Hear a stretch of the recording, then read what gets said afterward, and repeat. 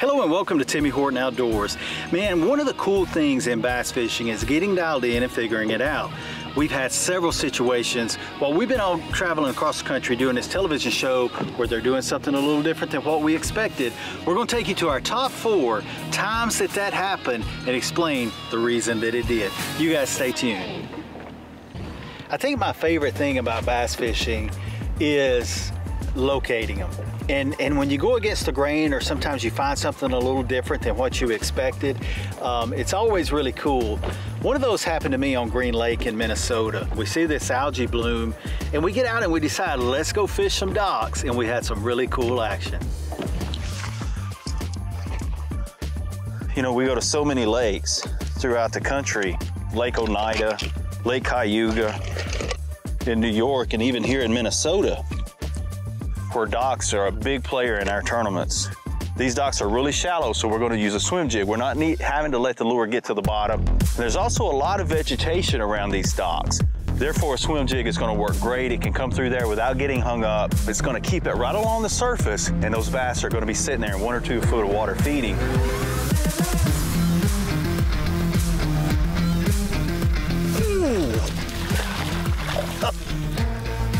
Oh, that was cool. Another one. Get out of there, get out of there. That's a big one. Oh, he's got it. That's a big one. Boy, look at that thick one. That's 3.5, 4 pounder.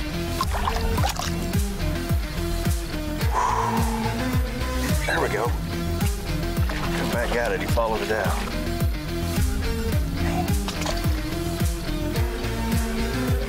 Ooh, what's a good one? Stay down. That is a giant.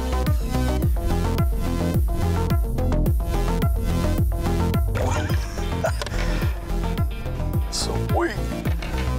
What a strike. There we go. Oh, don't you just. Oh, that's another big one. What a day. Ooh, there we go. That's a good one. Sweet. Buddy, he was under there. He lit it up. Look at the tub. Oh. Man, that was pretty cool. You know, we went up to this area in Minnesota and we had big plans of fishing smallmouth, getting out on the big waters, and it was too windy. It just didn't happen. And after we go back and we see this little jewel of a lake, Green Lake, I'm thinking, man, you know, there's got to be the bigger fish. You know, we've catching all these 2-pounders. The bigger fish have got to be somewhere.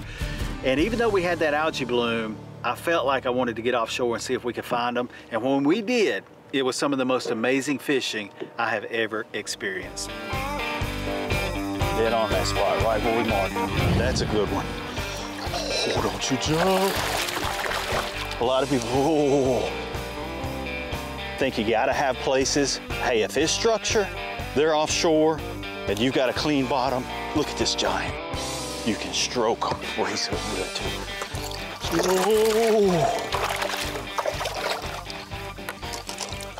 Oh, look at that tub. Absolute giant. Minnesota, big crankbait. The Z-Boss 20, there's not a better design one in the industry. I'm a little bit fired up. There he goes. There's another big one. We are dialed on some fish right here. Stay hooked up. I mean, this feels like a giant. Oh, look at this. Oh my goodness. Oh. A rarity for up north. Look at this giant. Oh my gosh. Look at this. Oh, he's so good. He's so good. Look at this. It's 6 pounds. Oh, 7 pounds. Oh. That. Hey, I'm gonna tell you, Minnesota, worth the drive. Every time I come up here, look at this tub right here. Man, look at them bug eyes. Look how thick. Just, oh my goodness. That is an absolute stud. Now what made this so unique is the fact that usually when you get a heavy stain in the water, and that can be from rain runoff or an algae bloom like what we had right there, the bass are gonna go to the surface. And obviously with those fish being on the boat docks, there was a lot of them. But those bigger fish were out offshore, schooled up, and catching them on that Z-Boss 20 was some of the most incredible action I've ever had.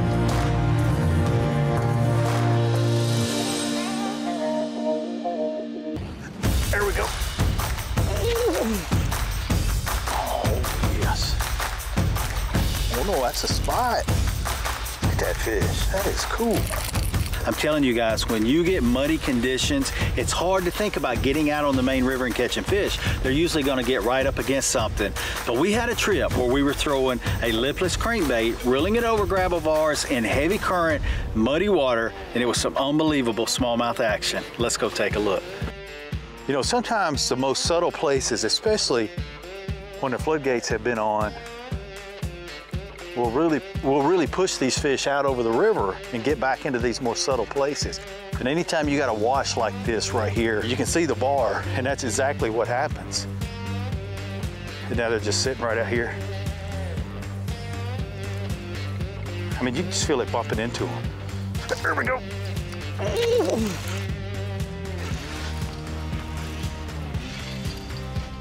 You get them coming to the same spot, and it's just like a dinner bell. They want to go over there and see what's going on. Oh my gosh. Oh my goodness. Oh, look at this one, look at this one. Oh, is that a big largemouth? Look at this largemouth. Oh my gosh. Oh, it's a spot. Are you kidding me? Are you kidding? Are we on Pitwick or are we on Smith? Oh my gosh. Look at this spot. Oh goodness. That's the biggest spot I've ever caught on the Tennessee River right here. Look at this, look at this. Please don't come off, I want to see you. Oh my gosh, look at that spot. The biggest spot I've ever caught on the Tennessee River right here, bar none. Man, I've caught 5s on the Coosa, Smith, not here on the Tennessee River. Guys, look at this fish. Look how wide. Look at the base of that tail. Are you kidding me? His mouth is look at this. Look at that. Are you kidding? That fish is 4 1/4, 4 1/2. Easily. God. It's another big one. Oh, gosh. Oh, goodness. Oh, slow down. They're a little bit faster right there. What a spot. Are you kidding me? This is the kind of stuff you dream of. And I'm gonna tell you, these type places, they're there a day or two and they are gone. Just the conditions, because this, oh goodness. Man, they're heavy. You know, this is one of those deals where, hey, there ain't no doubt they were here because the floodgates were on. Let me get it on the outside. Look at that.